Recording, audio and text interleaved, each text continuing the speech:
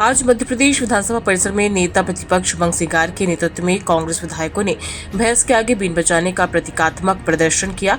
यह विरोध प्रदर्शन भाजपा सरकार की संवेदनहीनता और मुद्दों पर चुप्पी के खिलाफ किया गया।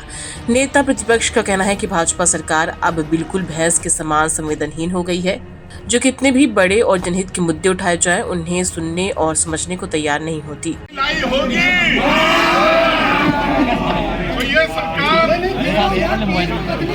क्या युवाओं को नौकरी मिलेगी? क्या संविदा शिक्षक को कभी नौकरी मिलेगी? क्या ओबीसी को आरक्षण मिलेगा? क्या किसानों को खाद और बिजली मिलेगी? तो ये भाग है, उससे आधे से ज़्यादा भाग अपने देश के अंदर है। और देश में सबसे बड़ा अगर कोई राज्य बाघ को अपने राज्य के अंदर गौरव से रखता है, वो राज्य मध्य प्रदेश है। और हमारे लिए सौभाग्य की बात है कि अभी हमारी सरकार बनने के बाद 2 tiger reserve doctor Vishnu सिद्धर Wakankar Ratapani और माधव नेशनल पार्क, ये दोनों टाइगर अभयारण्य हमारे द्वारा बनाए गए। मेरी अपनी ओर से राज्य के इस गौरव के लिए आप सबको बधाई। कंबोडिया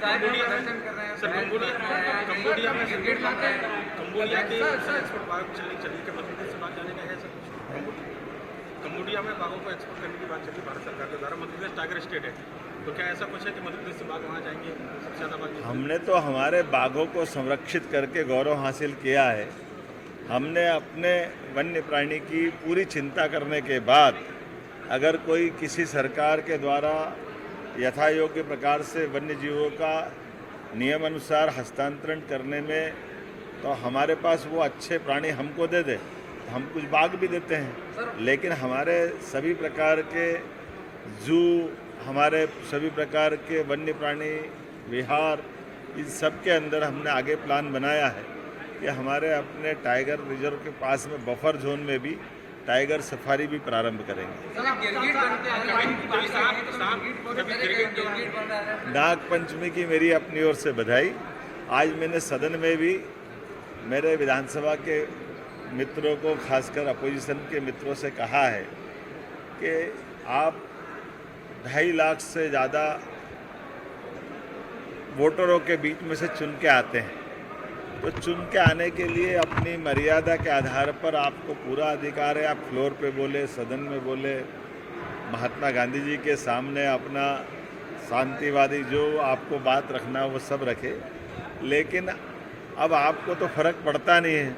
मुझे तो वो वन्य प्राणी पे दया आती जो इस बात पे हंसते होंगे कि ये हमारा रूप बना के भैंस क्यों बनना चाहते हैं, ये मनुष्य योनि को बदनाम कर रहे हैं। कभी गिरगिट बन के अपने बात रखते हैं। तो ये कांग्रेस का रंग बदलने का चरित्र आज़ादी के बाद से दुनिया ने देखा है, प्रदेश ने देखा है। कांग्रेस हमेशा दोहरंगे चरित्र से जीती है, तो अपने चरित्र को क्यों बता रही सामने? हम सब जानते हैं कि उनके ज़माने में भैंस के आगे बीन बजाने जैसा ही समय चलता था, जब राज्य के अंदर विकास के सारे दरवाजे बंद थे, बिजली, पानी, सड़क सबकी दुरावस्था थी। ये कांग्रेस के ही शासनकाल में था जब हमारे राज्य को विकास के लिए 1956 में मध्य प्रदेश बना। लेकिन मध्य प्रदेश कहाँ से कहाँ जा सकता था, लेकिन केवल 7 लाख हेक्टेयर क्षेत्र में सिंचाई का रकबा था। ये कांग्रेस का और भाजपा का चरित्र बताता कि 55 साल में 7 लाख हेक्टेयर और हमारे 20 साल में 55 लाख हेक्टेयर प्रति व्यक्ति आए। कांग्रेस के शासनकाल में 11,000 रुपये प्रति व्यक्ति। आज हमारी शासनकाल में 1,52,000 रुपये प्रति व्यक्ति।